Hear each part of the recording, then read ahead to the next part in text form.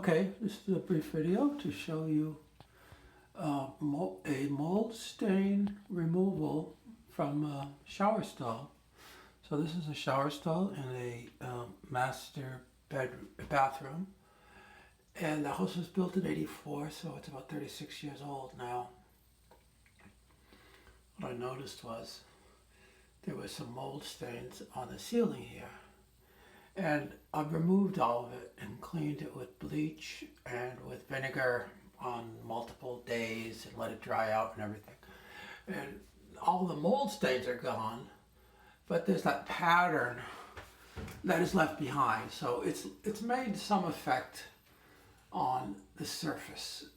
Okay. And so I need to do more because I don't like that evidence of that stain left behind. The other person who uses the bathroom won't find that acceptable. Now, and furthermore, when your surface gets wet, which it normally wouldn't, but when it gets wet, that pattern is much more pronounced. It becomes much darker. You can see the original staining. So the plaster has probably become more porous in that area, and it soaks in more. So obviously mold could regrow in that area also. So simply removing it it's not good in this case for a couple of those reasons. Now, the type of sealing that this is, it appears to be like a plaster material because it's when you get it wet, it doesn't soften. It's quite rigid. It's probably something like plaster of Paris, and it's textured with sand, and it's got this pattern, which is what you might call a swirl, or a fan pattern, or a fish scale pattern, okay? And so my plan to remedy this, after giving it significant consideration, is to paint over it. And I did a little research and selected, this is what I selected for paint. A primer, which is this Kilz mold and mildew primer. I wanted a mold and mildew primer because there previously was mold at that location. It's not just that I'm worried about the occurrence of mold. The mold was already there, and it's going to be more prone to grow back in an area probably where it already was because the porosity of the material is probably compromised, or who knows. But so that's number one. And then number two, I have the ceiling paint. Now the ceiling paint is good because it's flat, it's white. It's designed for a ceiling because you don't want reflections off your ceiling. And the ceiling, of course, it doesn't get traffic, so the flat, which is normally not durable for other locations, is fine for the ceiling. So I never painted the ceiling before, so I had to buy this. I did actually have some primer that did have listed that it would be mildew resistant, but I didn't have one that said mold and mildew, and as also as the first item. So this might have a little bit more resistance than what I had for a primer. And on this ceiling, I'm going to have about 45 square feet, and the coverage on this is should be enough for this quart to do this whole ceiling. Okay, it's just the section over the shower stall. The rest of the ceiling doesn't have any, never did have any mold. So, but I need to paint the whole ceiling because otherwise you'll probably see the section that I did paint. And it's not a big section anyway. So this is a relatively, if successful, this would be a very cheap repair.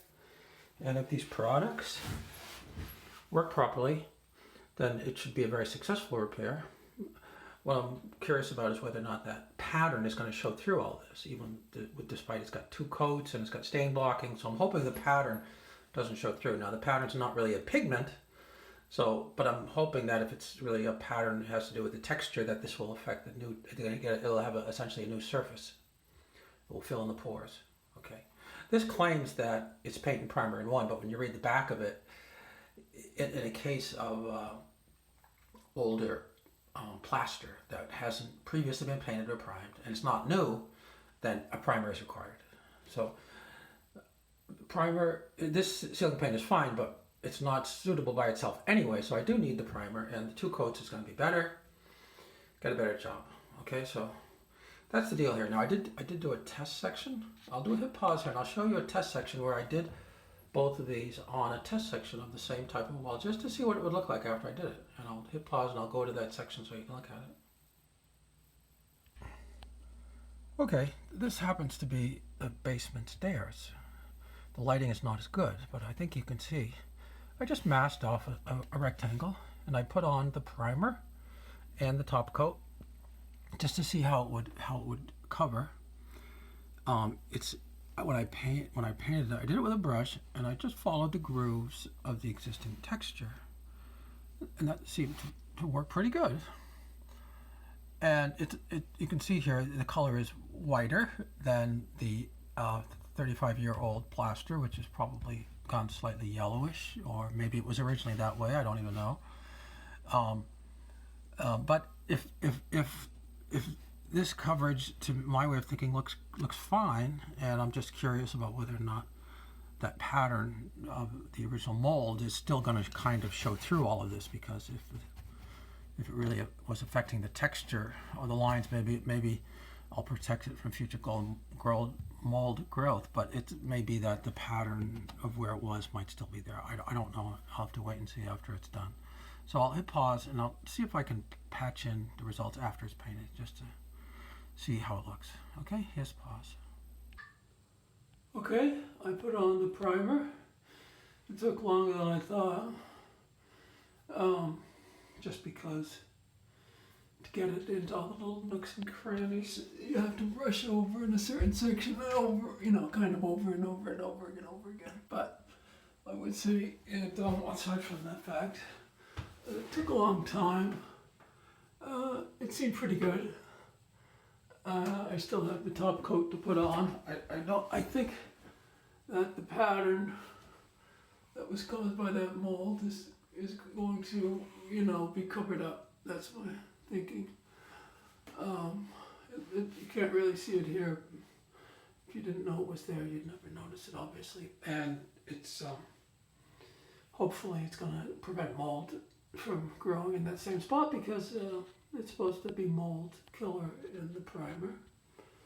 So anyway, I'll try to pause it and maybe put it on when the top coat is on, but top coat will probably look pretty much the same. It should be flatter though, and totally dry. That's not totally dry yet, so it's a little bit wet in areas.